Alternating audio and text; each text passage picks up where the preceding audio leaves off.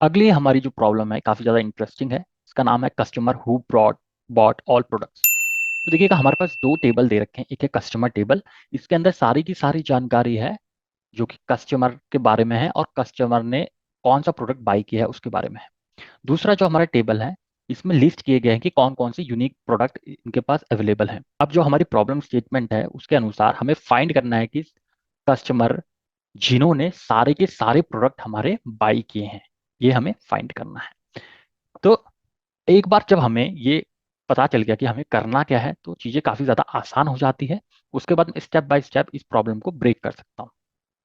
तो देखिए सबसे पहले मैं क्या करूंगा, मैं करूंगा काउंट करूंगा टोटल नंबर ऑफ प्रोडक्ट हमारे पास कितने हैं। ठीक।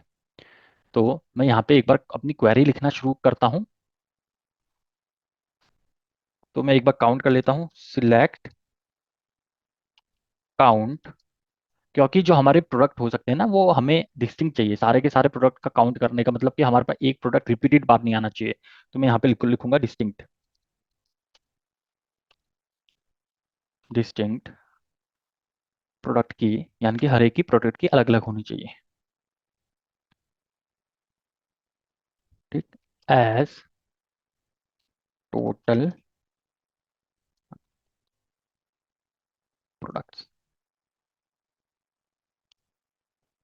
फ्रॉम टेबल का, जिस टेबल से मैं ये कर रहा हूँ उस टेबल का नाम दे देता हूँ, वो होगा प्रोडक्ट। ठीक है। तो अगर मैं इसको यहाँ पे रन करता हूँ तो मेरे पास काउंट आ जाएगा कि मेरे पास टोटली जो कितने प्रोडक्ट्स मेरे पास हैं। मेरे पास जो प्रोडक्ट्स हैं वो हैं टोटल दो प्रोडक्ट्स। ठीक, यहाँ से मेरे को ये मिल गया। अब मैं इसको एक काम करता हूँ, कमेंट आउट कर देता हूँ। ठीक। इसको कमेंट आउट ना करके अब इसको मैं ना एक सेपरेट कॉमन टेबल एक्सप्रेशन के अंदर डाल देता हूँ। तो मैं इसको नाम देता हूँ विथ प्रोडक्ट काउंट एज। ठीक है, प्रोडक्ट काउंट नाम का इसको एक टेबल बना दिया मैंने, और उस टेबल का स्ट्रक्चर कुछ इस तरीके से है।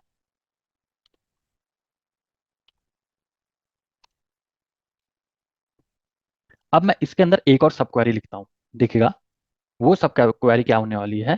पहले उसका नाम लिख देता हूँ, कस्टमर प्रोडक्ट काउंट एज। अब इसका मैं स्ट्रक्चर डिफाइन कर देता हूँ। इस तरीके का स्ट्रक्चर होने वाला है। तो देखिएगा मैं सिलेक्ट करूंगा इसमें, अब मैं ये वाला टेबल लेने जा रहा हूँ। ठीक है। तो मैं कॉलम सिलेक्ट करने से पहले जिस टेबल से सिलेक्ट कर रहा हूँ उसका नाम लिख देता हूँ। तो सबसे पहले मेरे को यहाँ पे चाहिए इसकी कस्टमर आईडी चाहिए। उसके बाद मैं इस टेबल के अंदर जितने डिफरेंट प्रोडक्ट्स हैं उसके बारे में जानकारी लेता हूँ। ठीक, तो मतलब मैं सेम यही चीज निकाल रहा हूँ, लेकिन दूसरे टेबल के लिए निकाल रहा हूँ। यही तो हमें डिटेल बताएगा ना कि इस कस्टमर ने कितने प्रोडक्ट प्रोडक्ट लिए हैं। ठीक है, एज प्रोडक्ट बॉट। और इसको एज लास्ट में मैं कर देता हूँ ग्रुप बाय कस्टमर आईडी। ठीक। अगर मैं इसको कमेंट आउट करके एक बार आपको सारी चीजें दिखाऊं कि दोनों टेबल सेपरेटली कैसे दिख रहे हैं। देखिए ये वाला जो ऊपर वाला टेबल है वो तो उसने तो बता दिया कि टोटल प्रोडक्ट हमारे पास दो ही हैं केवल। ठीक। और अगर मैं ये भी कमेंट आउट कर दूं और इसको भी कमेंट आउट कर दूं, अब मैं रन करूं तो देखिएगा मेरे पास कस्टमर आईडी मिल गई। और कस्टमर आईडी वन ने दो प्रोडक्ट बाई किए, टू ने एक प्रोडक्ट बाई किया और तीन ने दो प्रोडक्ट बाई किए। तो हमारे पास दो एक सेपरेट टेबल यहाँ से प्राप्त हो गए हैं। तो ये मेनली काम होता है हमारा कॉमन टेबल एक्सप्रेशंस का, जहाँ पे हमारे पास डिफरेंट टेबल्स की इंफॉर्मेशन हम क्या कर रहे हैं, अलग अलग टेबल्स बना दे रहे हैं अभी। ठीक। तो हमारे पास एक टेबल ये आ गया है, इसको मैं ड्रॉ कर लेता हूँ। ठीक है, जिसमें है कस्टमर आईडी और प्रोडक्ट बॉट। ठीक। इसका नाम है कस्टमर प्रोडक्ट काउंट। अब मैं उसी तरीके से जो पहले वाला टेबल था, ठीक है, जिसमें आ रहे थे केवल दो ही प्रोडक्ट, ठीक है, जिसका नाम था टोटल प्रोडक्ट्स। ठीक है, एक है टोटल प्रोडक्ट्स का टेबल आ गया हमारे पास। ठीक है, टोटल प्रोडक्ट्स जिसका काउंट है 2। ठीक है, इसमें कितना काउंट था, इसमें 1 2 3, और प्रोडक्ट्स बाई किए हैं, यहाँ से मैं देख के लिख रहा हूँ 2 1 2, और इसमें टोटल प्रोडक्ट है 2।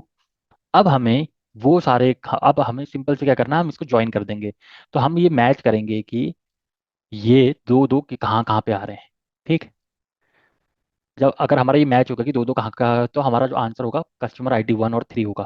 ठीक है, कस्टमर आईडी 1 और 3 यहाँ पे आप देख सकते हैं। तो अब हम केवल मैच मैच करेंगे। तो इसके लिए मैं एक फाइनल क्वेरी लिख देता हूँ, सिलेक्ट कस्टमर आईडी, क्योंकि हमें केवल और केवल कस्टमर आईडी का कॉलम चाहिए, फ्रॉम।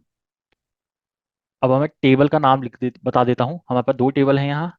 एक टेबल का नाम हमारा है कस्टमर प्रोडक्ट काउंट, और दूसरे टेबल का नाम है हमारे पास प्रोडक्ट। क्योंकि ये इनर जॉइंट है तो मेरे को जॉइंट लिखने की जरूरत ही नहीं है यहाँ पे। ठीक, where customer product count dot product bought. ठीक है, प्रोडक्ट बॉट ना, डॉट प्रोडक्ट बॉट इसके इक्वल आना चाहिए टोटल प्रोडक्ट के। ठीक है, dot product bought should be equals to, इस वाले टेबल में से ये इक्वल होना चाहिए हमारे टोटल प्रोडक्ट्स के, डॉट दिस। ठीक, ये सेम चीज हम यहाँ से एक्सट्रैक्ट कर रहे हैं। अब मैं इसको रन कर लेता हूँ। ठीक, तो ये मेरा आंसर एक्सेप्ट हो चुका है। आशा करता हूँ ये वीडियो आपको पसंद आई होगी। यदि पसंद आई हो तो लाइक शेयर और सब्सक्राइब जरूर कीजिएगा। डेटा साइंस वाले को अपना कीमती समय देने के लिए बहुत बहुत धन्यवाद।